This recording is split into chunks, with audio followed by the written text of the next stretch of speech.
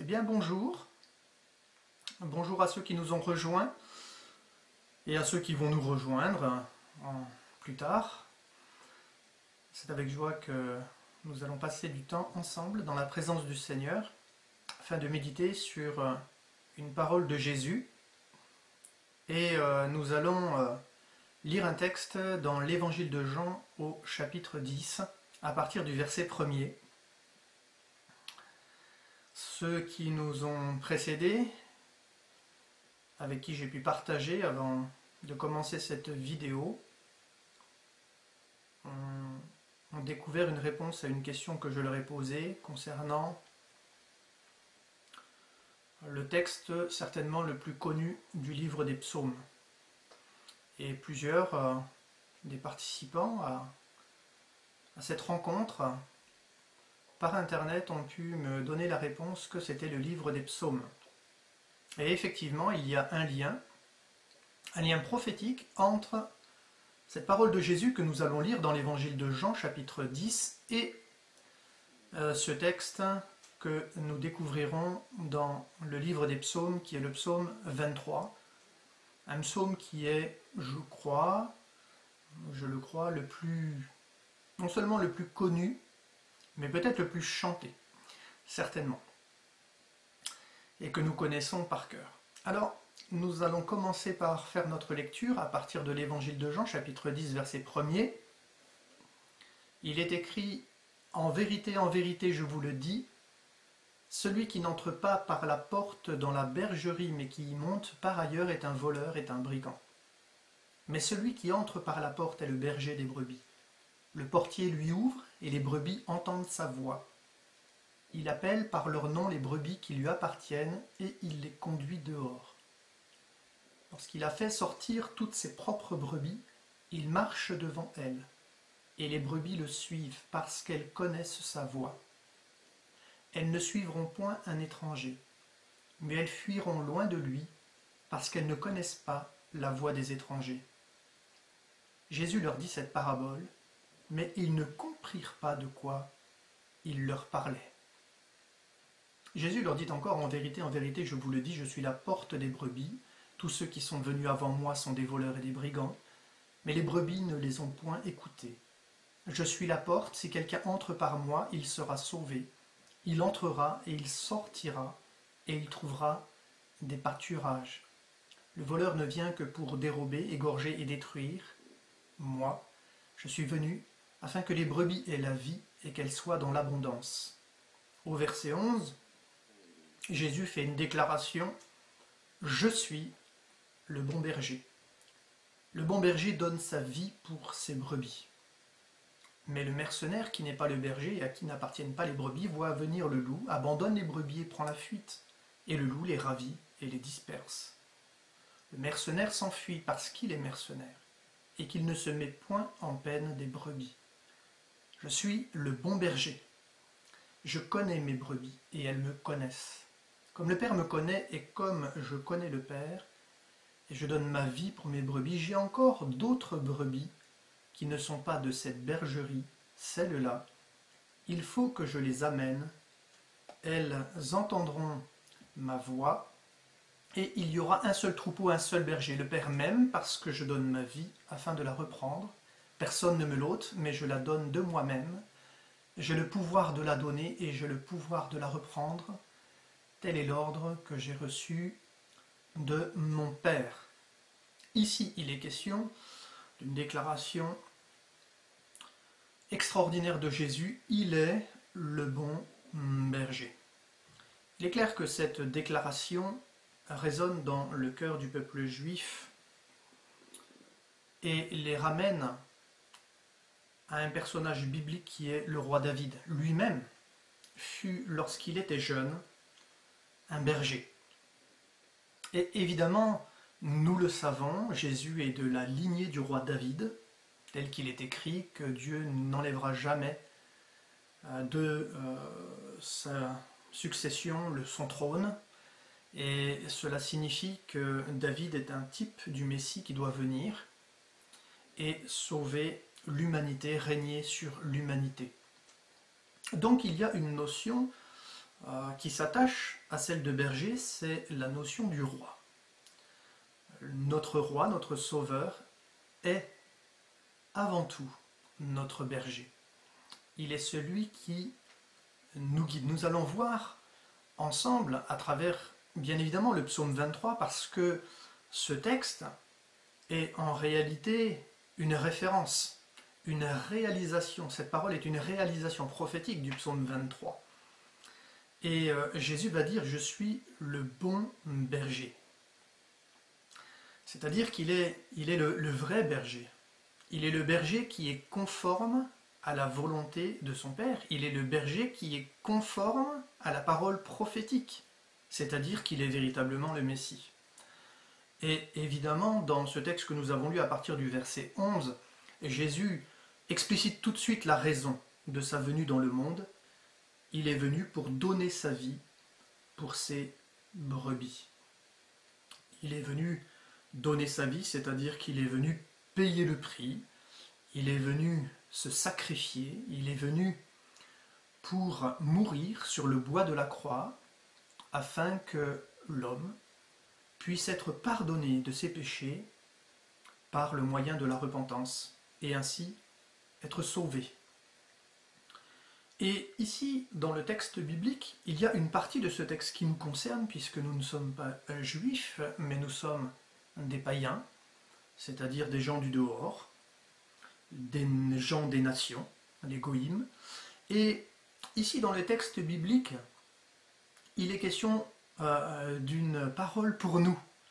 Jésus a dit au verset 16, « J'ai encore d'autres brebis qui ne sont pas de cette bergerie, celle-là. » C'est-à-dire que, ici dans le texte biblique, il est aussi question de nous qui ne sommes pas de la bergerie d'Israël. On ne fait pas partie de ce peuple élu, de cette nation sainte. Pour autant, au cœur de la vocation du Messie, il n'y a pas simplement le salut d'Israël que Dieu veut accomplir en son Fils, mais c'est le salut de toute l'humanité. Et c'est pour cette raison que cette parole nous concerne directement, vous et moi. Parce que cela signifie que Jésus n'est pas seulement le berger d'Israël. Faisant référence au berger David, il n'est pas simplement le roi d'Israël, faisant référence à la royauté de David, mais il est aussi notre berger, il est aussi notre roi. Et il est vrai qu'accepter le fait d'être sous la direction de Jésus, c'est accepter le fait de sa royauté sur notre vie. Et de là, bien évidemment, eh bien, découle tout le principe d'être un disciple de notre Maître. Ici, il dit « j'ai encore d'autres brebis », c'est-à-dire c'est nous, frères et sœurs, c'est chacun de nous, qui ne sont pas de cette bergerie. Celles-là, il faut que je les amène.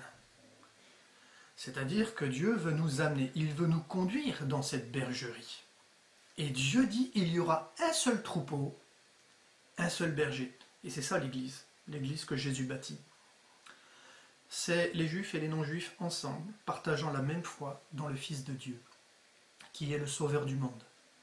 Et bien évidemment, le don de la croix ne concerne pas seulement que le peuple juif, il nous concerne. Nous le retrouvons dans le verset 17, le Père m'aime parce que je donne ma vie afin de la reprendre. Et c'est l'ordre qu'il a reçu de son Père. Jésus a reçu une mission, c'est d'être le sauveur de l'humanité. Lorsque, bien évidemment, Jésus donc dit « Je suis le bon berger », c'est-à-dire qu'il est le berger conforme à la raison d'être de l'humanité, à la raison d'être de l'élection d'Israël, parce que nous savons que le salut vient des Juifs. Et si ce peuple a été choisi par Dieu, c'est pour être le porteur de la révélation, afin qu'à travers son histoire, nous puissions comprendre que Dieu a préparé depuis le commencement du monde, et même avant la création du monde, un plan de salut extraordinaire pour donner un sens à notre existence, afin de nous amener sur le bon chemin, le droit chemin. Regardons le psaume 23, il est question d'une déclaration de ce jeune David qui est devenu roi, jeune berger qui est devenu roi. où il est écrit « L'Éternel est mon berger ». Alors, dans le texte original, ce psaume, ce cantique, cette louange de David, « L'Éternel est mon berger », il est question dans le texte original « L'Éternel me faisant paître ». Le berger est celui qui fait paître le troupeau. Faire paître, c'est soigner, nourrir. Faire paître le troupeau, c'est prendre soin, forcément. Et cela nous parle aussi de la notion de gouverner, d'enseigner, de diriger. Bien sûr, au sens figuré, c'est le peuple comme un troupeau. La notion de faire paître, c'est aussi de s'associer avec. C'est la notion d'être un ami d'eux, c'est-à-dire d'être un compagnon. Jésus veut être, oui, celui qui nous guide, celui qui nous dirige, mais il veut être aussi notre compagnon de route, dans notre marche, en nous tenant notre main. Et parfois même, le Seigneur ne fait pas que nous tenir dans sa main. Le Seigneur aussi parfois nous porte sur ses épaules. Nous retrouvons cette expression dans d'autres textes de la Bible. Il porte la brebis qui est blessée. Et nous le savons dans la notion de paître, dans sa forme intensive, lorsque ce verbe est conjugué, paître, eh bien, cela signifie être un ami en particulier. Il y a une notion de proximité qui va au-delà de celui qui nous accompagne, mais il y a la notion d'une proximité avec Dieu, d'une intimité avec Dieu. On rentre là dans un cœur à cœur avec Dieu. Et d'ailleurs, nous le voyons dans ce psaume. Je ne sais pas si vous avez déjà remarqué, mais dans ce psaume, le roi David va parler de l'Éternel à la troisième personne du masculin singulier. Au verset 2, au verset 3, il est question de il. Celui qui m'accompagne, celui qui me fait paître, celui qui agit, celui qui veille sur moi, celui qui prend soin de moi. Et puis, il y a une autre notion, à partir du verset 4, là il est écrit « Tu es avec moi, ta houlette, ton bâton, tu dresses, tu induis ma tête ». Et donc là, on est dans un rapprochement. On n'est plus seulement celui qui est à nos côtés, celui qui nous accompagne, celui qui nous tient dans sa main. On entre dans une notion de proximité avec Dieu, d'intimité avec Dieu. Et je le crois, il y a tout un cheminement spirituel, et nous voyons que dans ce psaume d'ailleurs, qu'on peut diviser en deux parties, il y a le temps d'abondance, le temps de la visitation, le temps de la bénédiction, on pourrait le signifier ainsi, et puis il y a le temps du malheur, il y a le temps de la difficulté, il y a le temps où il y a les problèmes auxquels nous sommes confrontés les uns et les autres. Et je remarque que lorsqu'il est question de traverser la vallée de l'ombre de la mort, lorsque nous allons lire ce texte, là, le roi David utilise la deuxième personne du masculin singulier « tu », c'est-à-dire, il parle de sa relation avec Dieu comme d'un cœur à cœur avec Dieu.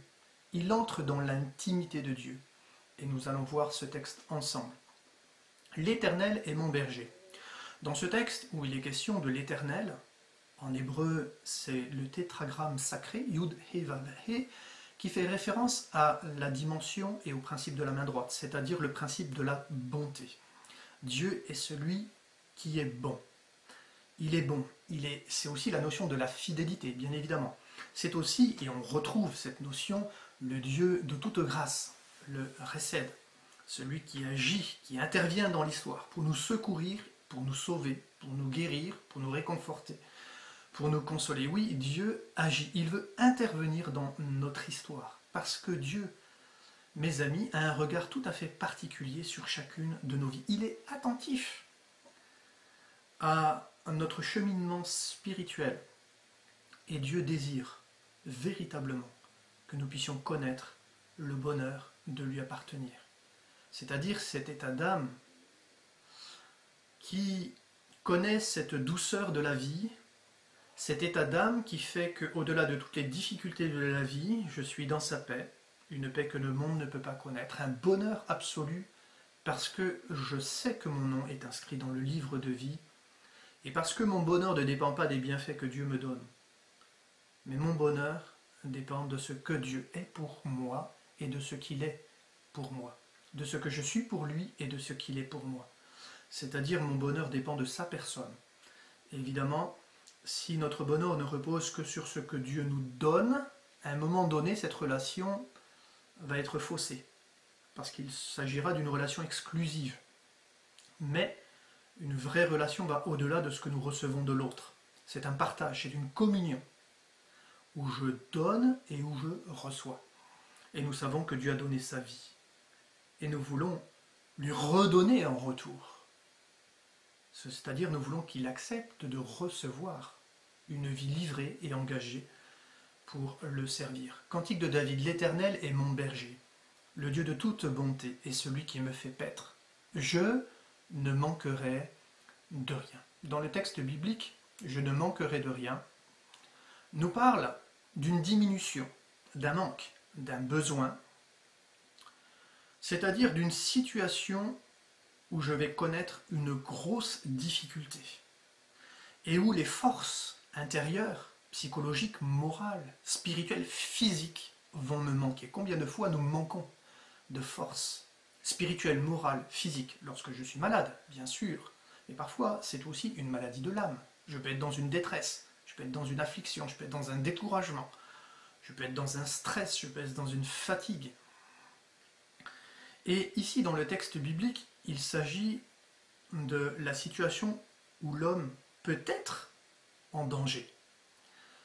Et le psalmiste affirme d'une manière solennelle que parce que l'Éternel nous fait paître, il est notre berger, celui qui nous guide, celui qui nous dirige, celui qui nous gouverne, alors je ne manquerai de rien.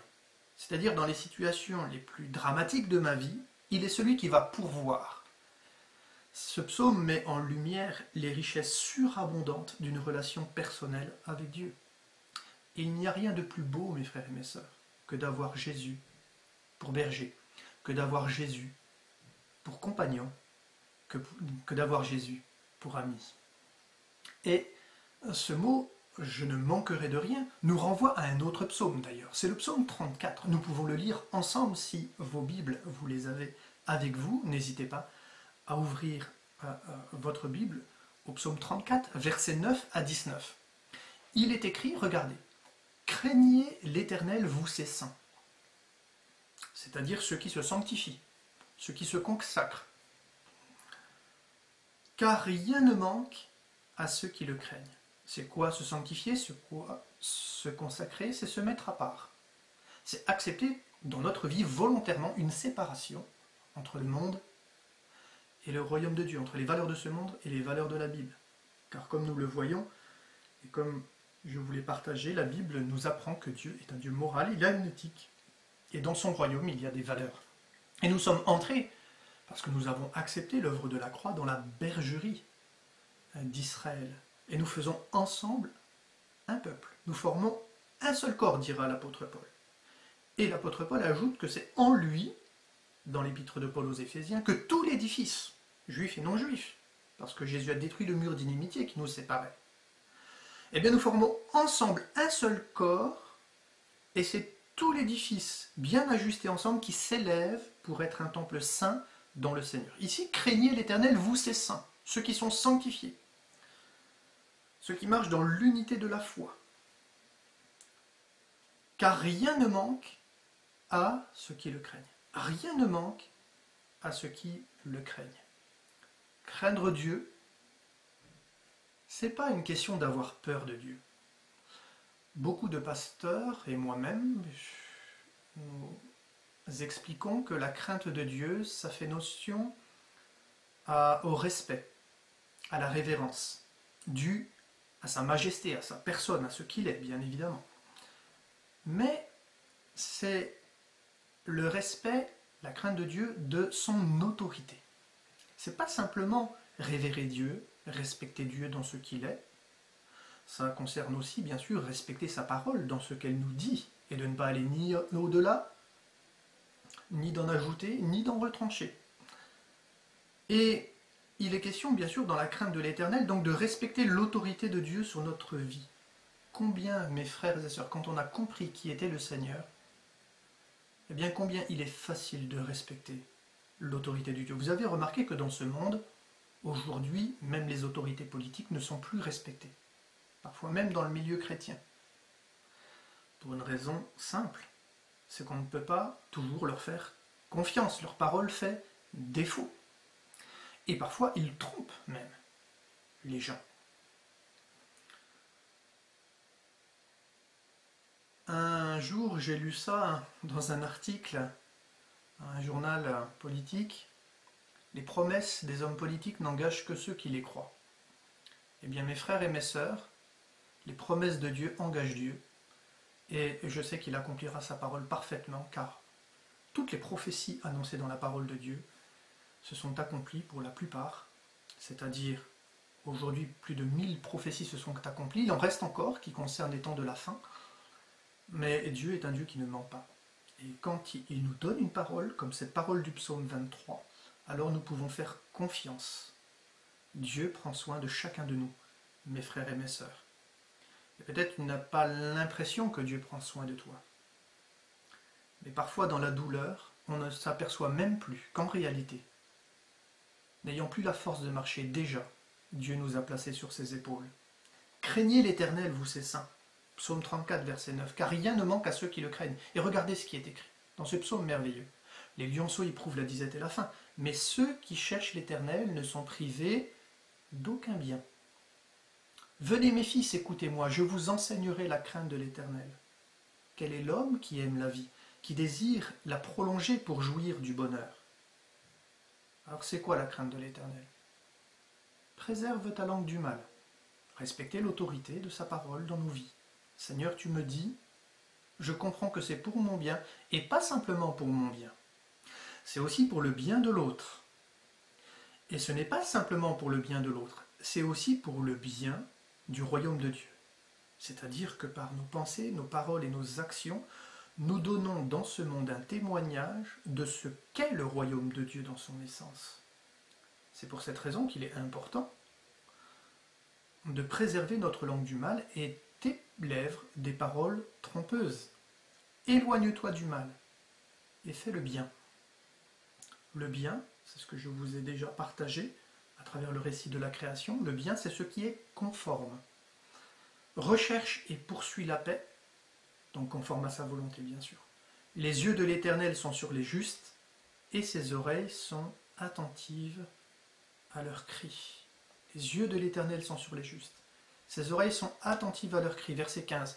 L'Éternel tourne sa face contre les méchants, pour retrancher de la terre leurs souvenirs. Verset 17. Quand les justes crient, l'Éternel entend, et il les délivre de toutes leurs angoisses, leurs détresses. L'Éternel est près de ceux qui ont le cœur brisé, et il sauve ceux qui ont l'esprit dans l'abattement.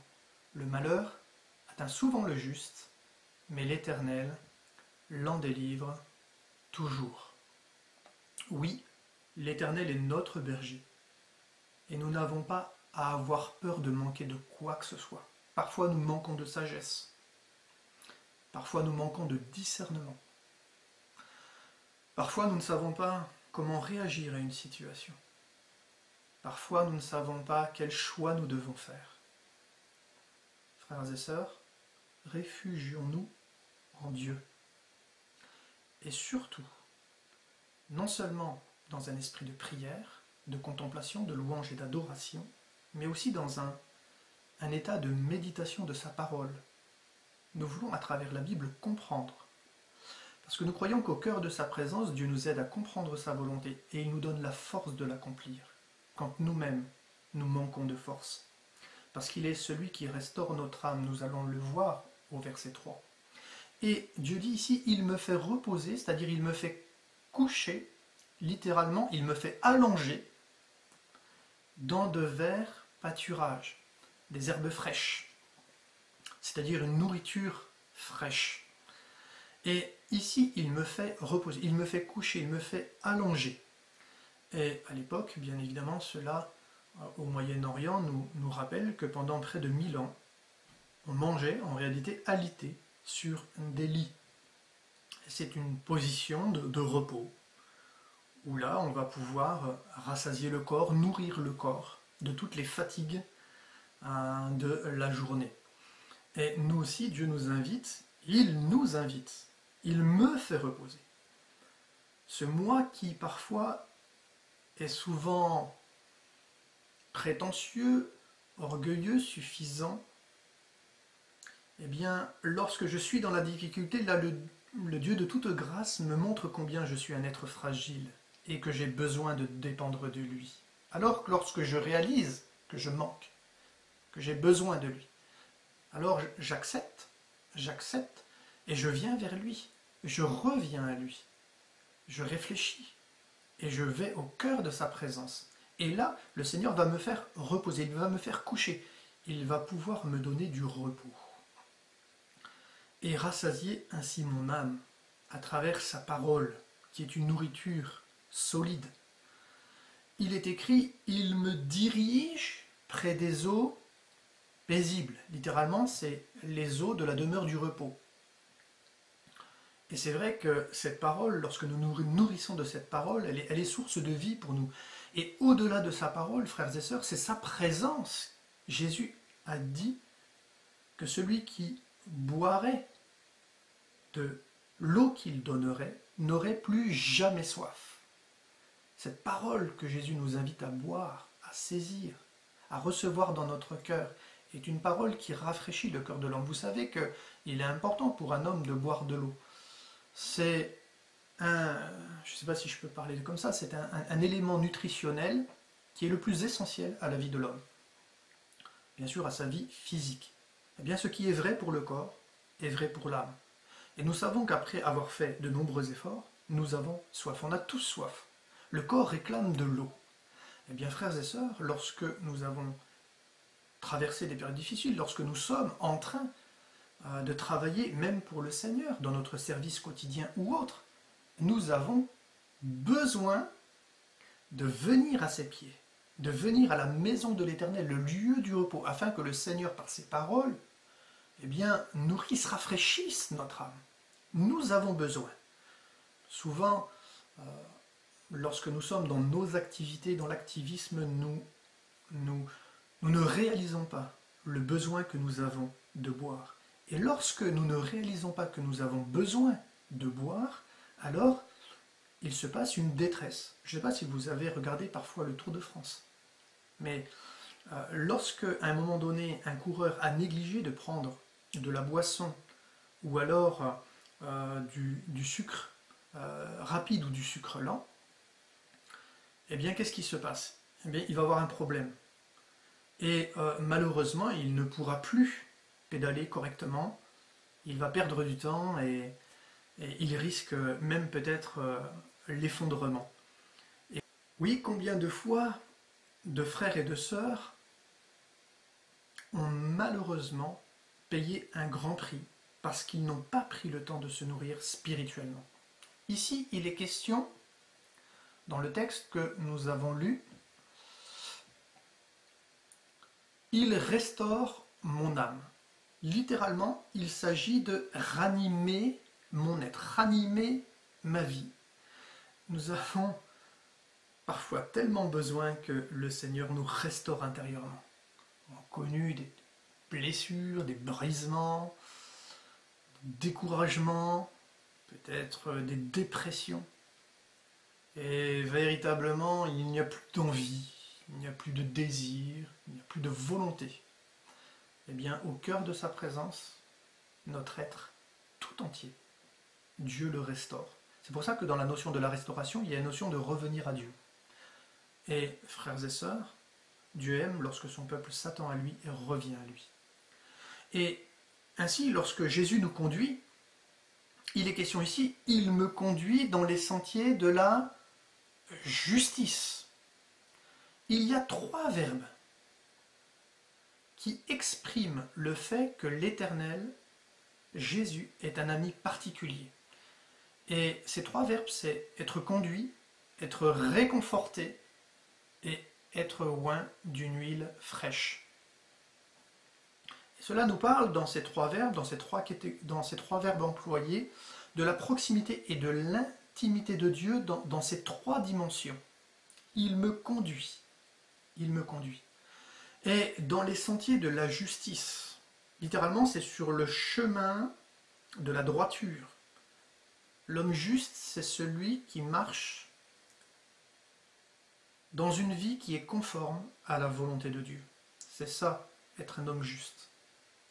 C'est-à-dire que lorsque nous sommes placés sur une balance pour mesurer l'authenticité de notre foi, eh bien Dieu mesure à sa juste valeur que notre vie, effectivement, elle correspond à la mesure de l'attente de Dieu, du projet que Dieu a pour chacun de nous.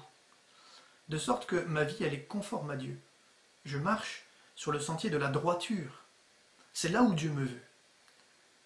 Et c'est là où Dieu m'attend. Il ne désire pas que je puisse prendre des chemins biscornus, en évitant parfois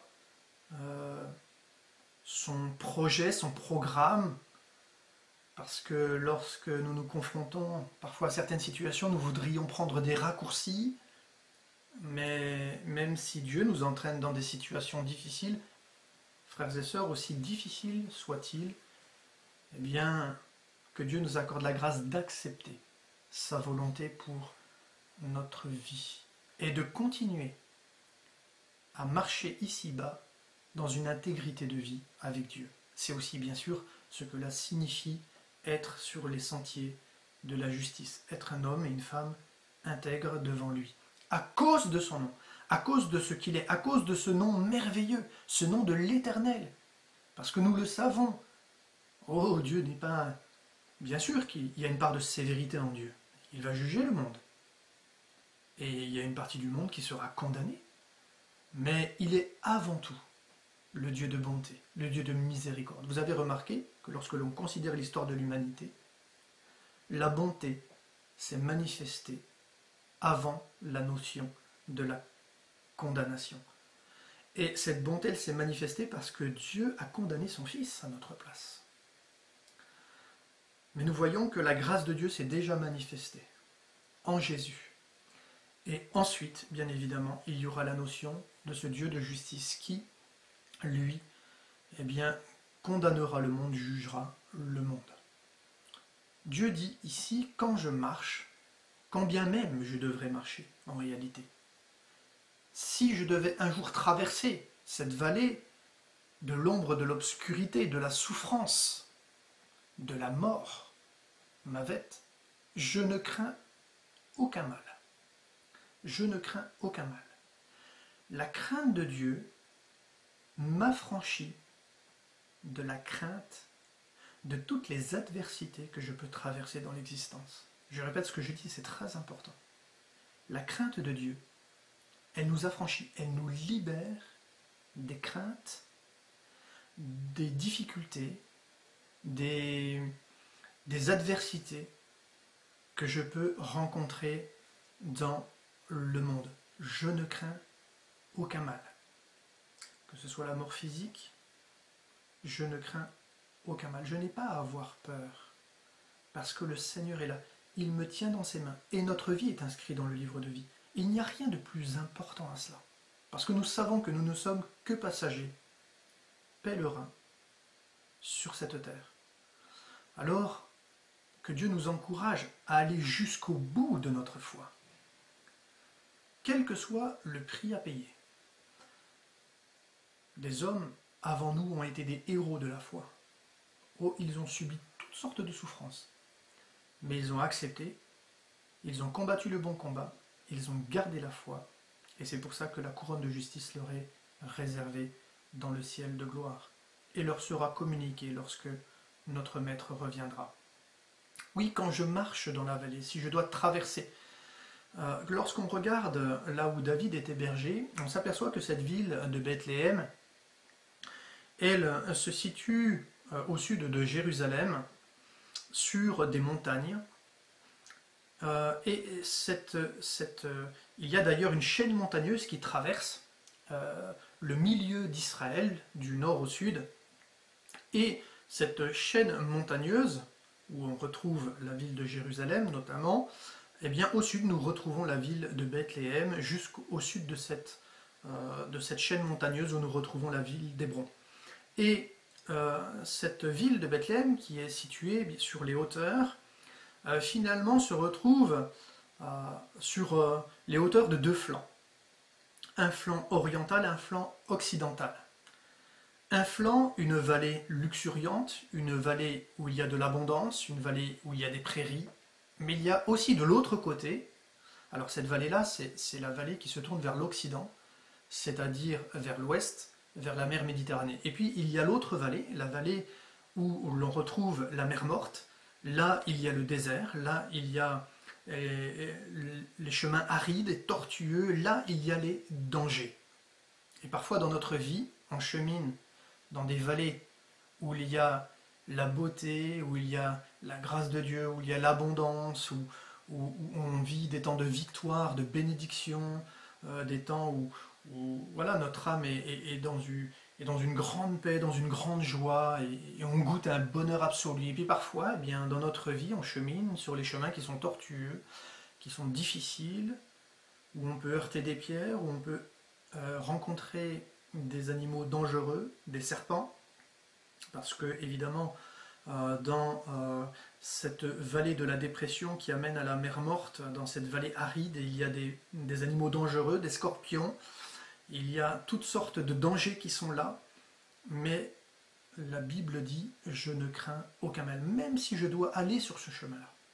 Je n'ai pas à craindre le mal. Il y a toutes sortes de mal dont l'homme peut être atteint dans la vie. On peut, par exemple, connaître des combats, des oppositions, des rejets, du mépris.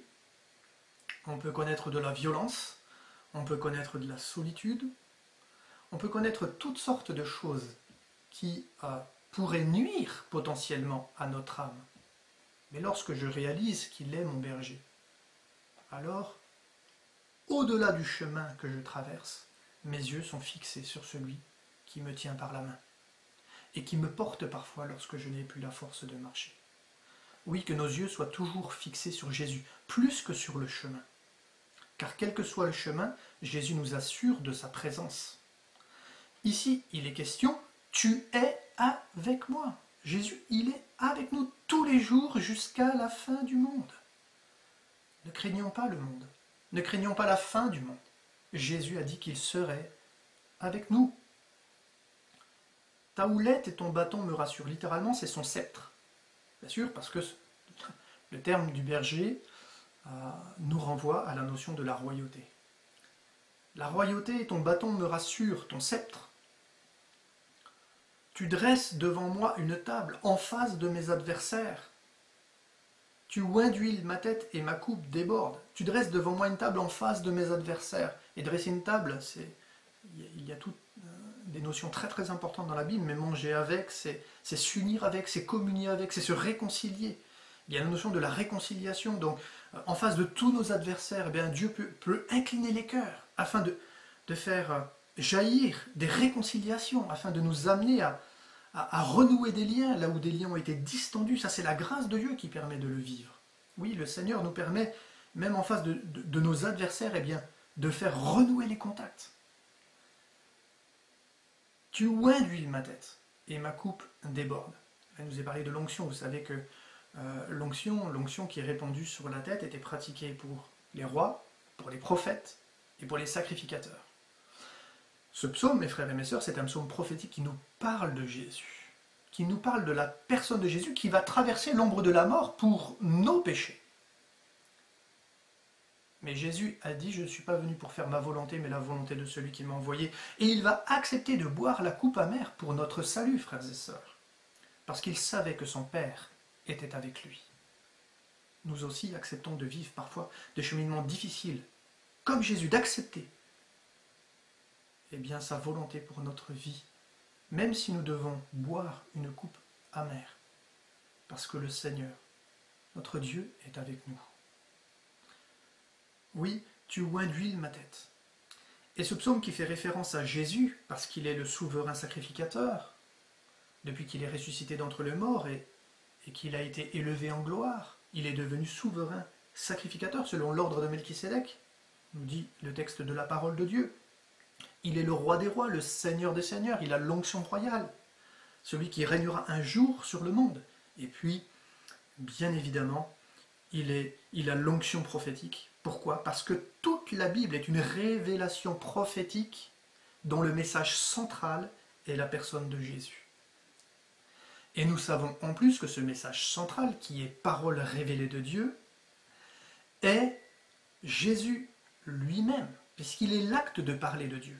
Il est le dire de Dieu. Il est la parole de Dieu qui s'est faite chair et qui est venue au milieu de nous. En Jésus résonne la voix prophétique. À travers l'œuvre de la croix s'accomplit la voix prophétique.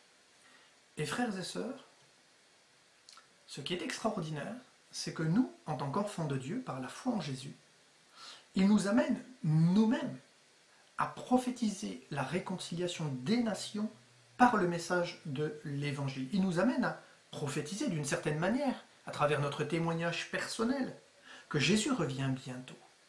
Il nous amène à prophétiser, parce que Jésus vit en nous, qu'une vie nouvelle est possible, que tout est rendu possible à celui qui croit.